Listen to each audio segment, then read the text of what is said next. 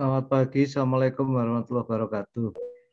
Waalaikumsalam warahmatullahi Waalaikumsalam warahmatullahi wabarakatuh. Oke, Bro. Ya, hari ini kita akan melanjutkan prinsip-prinsip dari filsafat ilmu. Kalau minggu lalu kita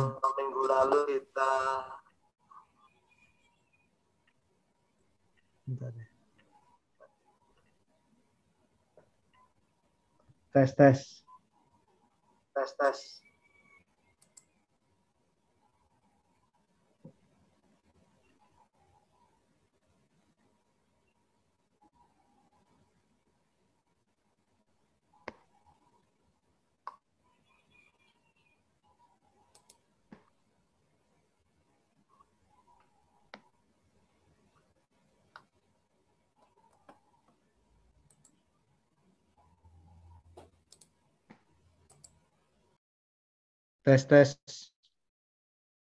Oke, dengar suara saya? Sudah, Pak. Dengar, Pak. Ya, Pak, terdengar, Pak. Dengar, Pak.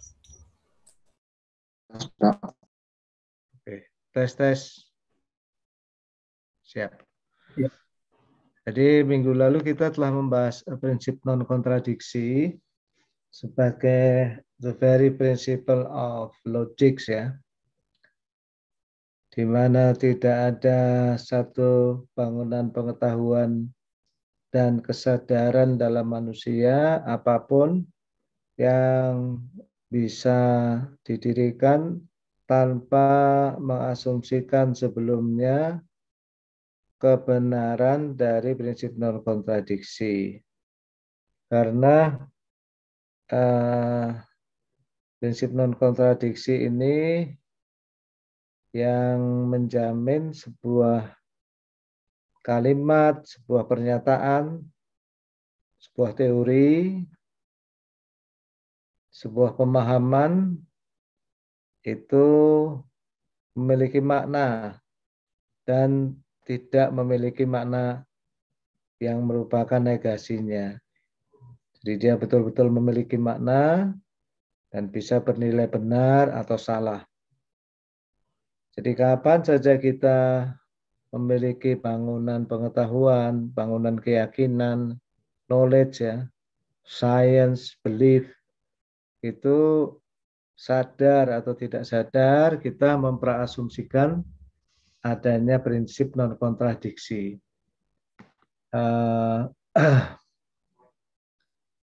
Jadi nanti dalam filsafat itu maupun sains maupun matematik, peran prinsip non-kontradiksi ini luar biasa.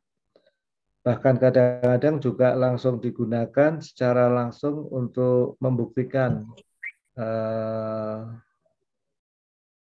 validitas sebuah pengetahuan tertentu. Dalam matematik terutama ada sebuah struktur bukti yang menggunakan ketidakmungkinan kontradiksi. Ini sangat banyak digunakan. Biasanya disebut reductio ad absurdum, ya. Luar biasa banyak digunakan baik very basic mathematics maupun sampai dengan matematik yang sangat kompleks, ya. Yang sangat kompleks seperti persamaan diferensial dan sistem dinamik dan lain-lain.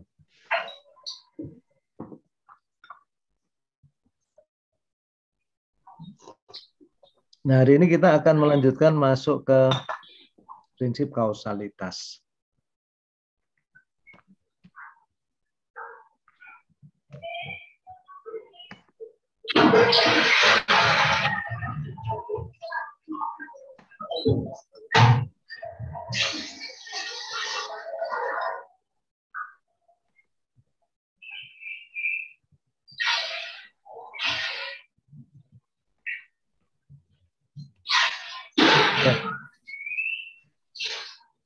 Jadi mungkin tidak salah kalau disebutkan bahwa prinsip kausalitas ini prinsip kedua setelah prinsip non kontradiksi ya.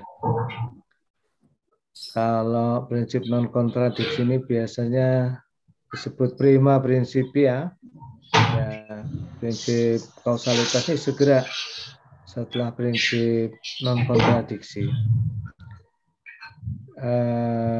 Kalau prinsip non kontradiksi ini merupakan bangunan dasar untuk membedakan right or wrong, true or false, ya, benar atau salah, realitas atau bukan realitas. Maka prinsip kausalitas ini sebetulnya merupakan very basic principle of semua tindakan kita ya, termasuk tindakan kita untuk menambah pengetahuan dan lain-lain. Jadi yang sebagai contoh yang sederhana, kalau kita lapar, ya kita segera mencari sebab untuk membuat rasa lapar kita hilang. Ya, kalau kita terasa kesepian terus, kita segera mencari sebab untuk menghilangkan kesepian kita. Ya, apakah mencari teman, berkomunikasi dengan teman, atau kalau laki-laki dan wanita pada usia tertentu biasanya mulai membutuhkan pasangan hidup ya. Jadi hampir boleh dikatakan itu adalah very basic principle of our action ya, semua amal-amal kita. Ya. Termasuk diantaranya keberagaman kita juga, ada sesuatu yang kosong dalam jiwa kita, maka manusia mencari dan akhirnya menemukan sebab yang bisa memenuhi kehausan jiwanya. Itu adalah kehausan tentang religious experience, kehausan untuk bergantung pada sesuatu yang maha baik, maha sayang, maha kuat, maha kokoh. Dan kita bersyukur bangsa kita ini dalam hal itu memiliki sebuah konsensus ya, untuk sama-sama mengambil satu yang maha sebagai dasar dari kemasyarakatan kita di nomor 1 ya, sila pertama. Manusia juga selalu pengen tahu sebab-sebab kejadian ya. Ketika dia melihat satu fenomena, misalnya kenapa kertas itu terbakar, maka kenapa rumah itu bisa terbakar, kenapa mobil itu bisa terbakar, dan dia melihat akibat terbakar itu membahayakan, tapi pembakaran itu juga cara tertentu bisa digunakan untuk masak dan lain-lain, maka our ancestor ya, leluhur kita mencarilah sebab-sebab apa itu yang bisa menyebabkan munculnya api ya. Pada zamannya masing-masing mereka menemukan sebabnya, sampai keluarlah teori pembakaran yang terkenal di kimia itu, bahwa pembakaran akan terjadi kalau ada zat yang dibakar, satu, yang kedua ada oksigen, yang ketiga mencapai titik bakar. Jadi ketika 3 faktor ini berkumpul, maka ini menjadi sebab efektif, pasti sesuatu itu terbakar. Ya. Jadi ini sesuatu yang sangat simpel ya. Tapi mungkin kalau ancestor kita dulu, leluhur kita zaman purba belum mengetahui keberadaan oksigen ya. Mereka punya pemahaman sendiri, tapi mereka sudah bisa membuat api. Ya, maka dari zaman ke zaman berkembanglah pengetahuan manusia, sains, ilmu pengetahuan dan teknologi. Salah satunya adalah manusia secara fitrah ingin menemukan sebab-sebab yang lebih tinggi, terus menerus. Ya, bahkan kalau kita lihat anak kecil yang baru bisa berpikir pun secara nggak sadar dia sudah menerapkan prinsip kausalitas. Kalau dia haus, dia mencari susu ibunya untuk penawar rasa hausnya. Bayi itu sadar kalau haus dan lapar, dia harus melakukan sesuatu. Dan fitrahnya menuntunnya. Ya, memang luar biasa keajaiban alam itu ya. Bayi bisa tahu kalau dengan menyusui ibunya, di dalam susu ibunya itu ada penawar rasa hausnya dan juga ternyata itu cocok untuk pengembangan untuk gizi-gizi yang ia makan dan pertumbuhannya dan kebutuhan dia untuk hidup. Ya, bayi itu sudah tahu prinsip sebab akibat, tapi tentu dia belum tahu ya sama sekali makanan apa yang baik buat dirinya dan lain-lain. Persoalan bahwa dia bisa membedakan apa yang cocok untuk dirinya dan apa yang tidak sesuai dengan tahapan masing-masing itu benar-benar keajaiban ya. Albert Einstein mengatakan ada dua cara untuk melihat dunia. Ini penting ya, ini termasuk satu kalau Anda ingin meniru Einstein ya, menjadi seorang yang kreatif dan mampu melakukan discovery ilmiah. Dia mengatakan ada dua cara untuk melihat segala sesuatu. Pertama, kita bisa melihat bahwa tidak ada keajaiban sama sekali. There is no miracle at all. Ya, semua yang terjadi itu ya biasa-biasa saja. Tapi cara yang kedua itu kata Einstein adalah melihat segala sesuatu yang terkecil pun sebagai keajaiban. Ya terserah Anda milih yang mana. Dan kita sudah tahu bahwa Albert Einstein memilih yang kedua. Sehingga dia bisa melihat dalam massa yang demikian kecil pun terdapat energi yang luar biasa besar. Ya. Dan itu tidak mungkin bisa disingkapkan kecuali orang yang memang betul-betul melihat segala sesuatu sebagai keajaiban. Dan memang jejak-jejak ilmiah menunjukkan bahwa Albert Einstein ini penganut Baruch de Spinoza. Baruch de Spinoza itu adalah seorang filsuf yang percaya tentang ketunggalan Tuhan dari kalangan Yahudi ya, yang sangat dahsyat ya, yang disetarakan dengan kalau dalam tradisi Katolik itu mungkin Meister Eckhart ya atau Santo Thomas Aquinas. Kalau dalam tradisi Yunani kuno itu mungkin Plotinus ya atau Aristoteles dan Plato itu sendiri. Kalau dalam tradisi Islam itu seperti Al-Ghazali, Ibnu Arabi, Al-Farabi dan lain-lain. Jadi ada dua cara melihat dunia. Kita bisa melihat segala hal itu tidak ada keajaiban sama sekali. Tapi cara kedua adalah kita melihat bahwa dunia itu semuanya keajaiban. Hanya kita yang nggak bisa melihat keajaiban itu.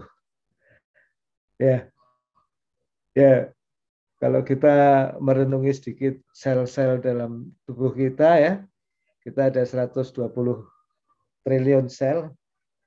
Tiap sel itu kita mau bergendak mau enggak, mereka itu ada DNA-nya dan nukleusnya melakukan mekanisme biofisika kimia yang sangat luar biasa. Di antara kita dulu lahir dari satu sel, kemudian terpisah menjadi sekitar 120 triliun sel dan sekitar 200.000 jaringan yang berbeda-beda fungsinya dari satu sel ya. Dan seterusnya ya. Ya terserah. Pilihan ada di diri kita sendiri. Apakah kita melihat itu adalah hal yang biasa-biasa saja, atau kita memilih untuk melihat itu semua dalam mukjizat. Ya, untuk saya sendiri, saya memilih mudah-mudahan Allah memberi petunjuk untuk melihat itu semua itu adalah miracles. Ya, jadi kita melihat miracles dalam segala hal dan itulah kehidupan Einstein ya. Hidupnya dihabiskan untuk mencari God equation ya, persamaan Tuhan. Bagaimana Tuhan itu menanamkan mukjizatnya di dalam segala sesuatu. pencari God equation itu sampai sekarang masih banyak ya. Ini kalau Anda nonton YouTube itu ada Profesor Michio Kaku itu yang rambutnya putih itu salah satu penerus Einstein, ahli fisika murni yang luar biasa. Anyway, bayi itu juga sudah tahu prinsip non kontradiksi maupun prinsip kausalitas. Tapi dia nggak bisa mengutarakannya. Semua ya, sebagaimana saintis nanti juga mengetahui prinsip non kontradiksi dan prinsip kausalitas. Ya, saya dulu waktu kecil itu kalau diberi mainan mobil-mobilan selalu saya bongkar. Isinya sama aja kayak gitu. Saya ingat tuh, selalu saya bongkar. Nah, mainan yang sangat menggeliti Albert Einstein sejak kecil itu adalah kompas. Anda coba cari kompas. Kalau Nikola Tesla itu punya mainan tersendiri dan ibunya Nikola Tesla itu tukang ngoprek. Dia itu suka memperbaiki buat kreasi alat-alat rumah tangganya. Jadi walaupun ayahnya itu seorang pastor yang ingin anaknya jadi pastor, tapi Nikola Tesla itu sendiri ibunya seorang yang sangat kreatif. Nikola Tesla one of the best researcher juga yang meninggal pada usia sekitar 84 tahun dan memiliki 300 paten walaupun tidak pernah lulus doktor, S2 bahkan S1. Ya. Oke, kita kembali ya. Kesamaan dari para ahli-ahli itu semua sama. Mereka dari kecil memang seperti halnya semua bayi. Kita semua dikaruniai Tuhan pemahaman terhadap prinsip kausalitas. Hanya mereka memaintain terus-menerus keingintahuannya akan sebab-sebab itu ya. Jadi prinsip kausalitas ini bisa dipahami dan disadari seseorang tanpa perlu dipelajari. Ya, nggak ada orang belajar khusus yuk kita belajar prinsip sebab akibat tuh, nggak perlu dipelajari kita udah tahu. Karena ya bahkan kita itu nggak bisa membayangkan kehidupan tanpa prinsip kausalitas ya. Banyak hal yang hanya bisa kita pahami keberadaannya hanya karena prinsip kausalitas. Contohnya elektron ya. Ya, kita gimana cara mengenali elektron? Apakah pernah ada ilmuwan yang melihat elektron? Apakah bentuknya seperti bola, lonjong, atau kotak? Tidak ada yang tahu. Sampai saat ini tidak pernah ada orang yang mengindra elektron. Tapi dia itu hanya sebuah konsep untuk menjelaskan akibatnya. Ya. Jadi banyak sekali konsep-konsep seperti elektron, arus listrik, gelombang elektromagnetik, ya itu benar-benar kita pahami eksistensinya, walaupun kita nggak bisa mengindranya. Dan semakin lama dunia saintifik itu semakin mengenal lebih banyak hal-hal yang tak pernah kita indra, tapi mau tidak mau harus diterima eksistensinya. Dan kita semua meyakini eksistensinya melewati prinsip kausalitas. Gelombang elektromagnetik itu kalau di buku-buku teori itu sering digambar sebagai bentuknya gelombang. Padahal nggak ada bentuk gelombang sama sekali. Kalau gelombang air memang berbentuk gelombang, bisa kita lihat. Gelombang tali berbentuk gelombang. Tapi gelombang elektromagnetik itu betul-betul hanya sebuah pernyataan matematis dari medan yang merambat. Ya. Kalau materi itu kita bayangin sebagai satu massa yang mempunyai bisa kita lihat, bisa kita raba, ya more or less ya. Kayak tembok atau besi atau air, paling nggak kayak udara, maka gelombang ini sama sekali nggak punya, gelombang elektromagnetik itu sama sekali nggak punya wujud materi. Ya. Jadi kalau kita melihat para ahli insinyur saintis itu berkata, medan listrik, medan magnet, ya, medan gravitasi. Itu benar-benar sebetulnya seperti ahli ilmu gaib, ya. Dalam arti ilmu yang tidak indrawi. Jadi saintifik itu sebetulnya mirip dukun, ya. Bedanya kalau dukun itu tidak bisa diuji omongannya, harus dipercaya saja. Kalau saintis itu omongannya bisa diuji, diulang diuji 1000 kali, 1.000.000 kali bisa. Ya, yang namanya di rumah saya ada sinyal Telkomsel itu bisa diuji, testable, ya, diaudit itu bisa, tidak sekedar bisa diuji tapi bisa diaudit. Bahkan misalnya kita mengklaim, ya, IndiHome itu berapa megabit per sekon, mereka mengklaim kami itu nggak pernah kurang dari 1 megabit per sekon. Asli Bapak, tinggal kita pasang aja agent, ya. Terus agent itu membuktikan bahwa ternyata misalnya, oh betul, udah saya tongkrongin tuh agent tuh ngambil data setiap detik selama 1 bulan, nggak pernah 1 kali pun itu di bawah 1 megabit per sekon. Jadi yang namanya bandwidth nggak bisa kita lihat juga, ya. Tapi nah, nanti ujung-ujungnya YouTube kita pelan gitu. Yang namanya gelombang elektromagnetik nggak bisa kita lihat. Tapi kalau memang dia itu sinyalnya lemah di rumah kita, gelombang elektromagnetik dari Telkomsel, ujung-ujungnya apa? Ya kita nggak bisa melakukan komunikasi dengan baik. Nah, jadi demikian hebatnya, ya, kalau kita melihat hukum sebab akibat kausalitas ini dengan mata kausalitas, ya, yang dibantu dengan metodologi ilmiah yang ketat, seorang ilmuwan tuh bisa melihat apa yang ada di balik yang indrawi. Makanya kita mesti melihat bahwa sebetulnya ilmu sains itu membuat orang seharusnya menjadi lebih tidak materialis, ya, tidak terikat materi, karena semakin canggih ilmu itu semakin jauh dari hal yang indrawi. Ya, ilmu fisika terakhir ini mempercayai bahwa elemen terkecil di semesta itu namanya dawai atau string. Nah, itu makin gila lagi, ya. Katanya baru bisa dibuktikan secara eksperimental 500 tahun lagi. Tapi mudah-mudahan ada percepatan, ya, sehingga Allah menyingkapkan kebenarannya.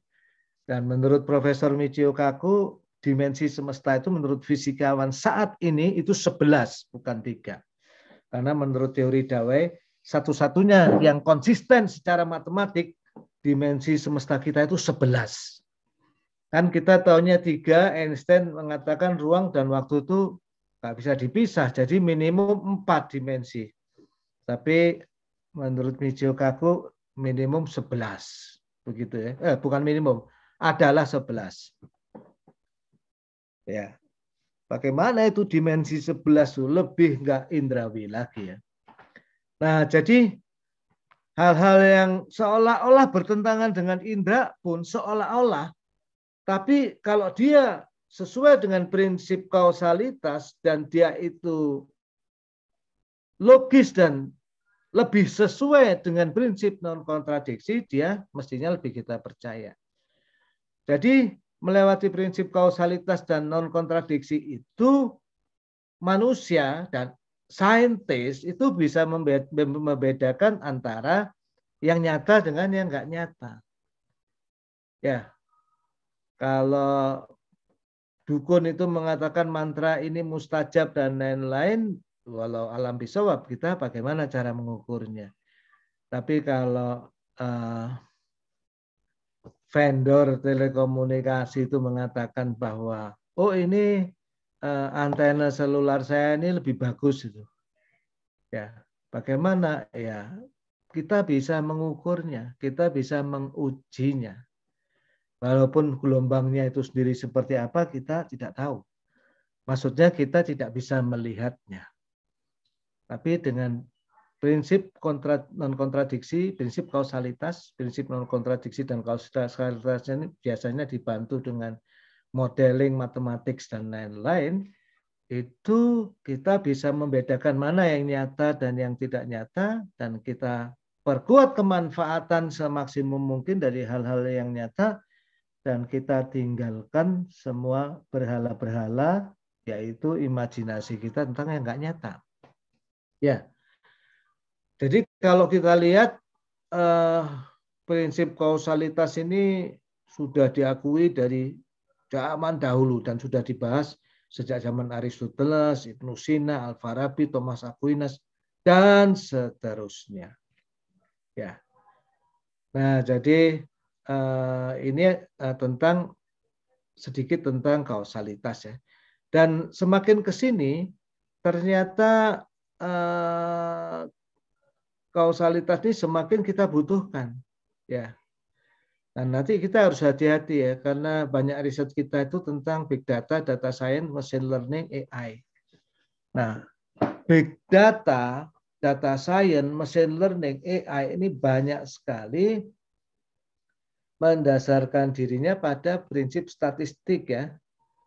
Nah, sehingga kita nanti akan sering muncul konsep yang namanya korelasi. Ya, korelasi, hubungan statistik lah. Ini berkorelasi. Dan variabel-variabel itu menjadi dalam sebuah kasus saintifik tertentu, variabel itu banyak sekali. Jadi kalau misalnya kita ingin memprediksi pertumbuhan COVID di Indonesia, sebetulnya seperti apa, variabelnya bisa ratusan ya. Banyak sekali. Misalnya orang yang terpapar di setiap kota itu, kotanya Indonesia sudah ada 500 lebih. Itu ada orang yang sedang terinfeksi, ada orang yang susceptible atau yang ada bagian dari populasi yang masih bisa terinfeksi, ada yang sudah divaksin, ya itu paling nggak sudah 3 variabel. Ya apalagi kalau yang divaksinnya kita bedakan yang divaksin sudah lama, dan divaksin baru itu pecah lagi jumlah variabelnya. Apalagi kalau misalnya kita mengatakan bahwa orang yang pernah terinfeksi itu bisa terinfeksi lagi, tidak langsung kebal. Ya, ini jumlah variabelnya nambah lagi. Itu baru dari variabel jumlah orang yang terpapar ya. Belum dari variabel misalnya berapa jumlah orang yang memiliki komorbid tertentu. Belum dari variabel bagaimana penerapan di setiap kota itu prokes ya. Kalau di model-model yang kita amati di library-nya Python dan komunitas-komunitas pengamat COVID itu, setiap negara ada indeksnya itu. Indeks ketaatan pada prokesnya itu berapa ya. Jadi kalau kita ingin memodelkan memprediksi secara sempurna ya, secara lebih baik, secara lebih teliti berapa penduduk Indonesia yang COVID, variabelnya itu tiap kota bisa ratusan. Kalau digabung, tiap kota itu digabung bisa puluhan ribu variabel. Ya, puluhan ribu variabel. Kalau dalam data science kadang disebut variabel, lebih sering disebut fitur. Nanti bagaimana memprediksinya itu hal lain yang lebih sulit lagi. Terus bagaimana hubungan antar variabel ini biasanya disingkapkan dengan menggunakan hubungan antar variabel itu biasanya menggunakan korelasi ya. Ada lagi information value, ada lagi mutual information dan lain-lain. Nah, tapi ingat kalau kita melihat bahwa dua variabel itu berkorelasi, itu just mereka baru berkorelasi saja.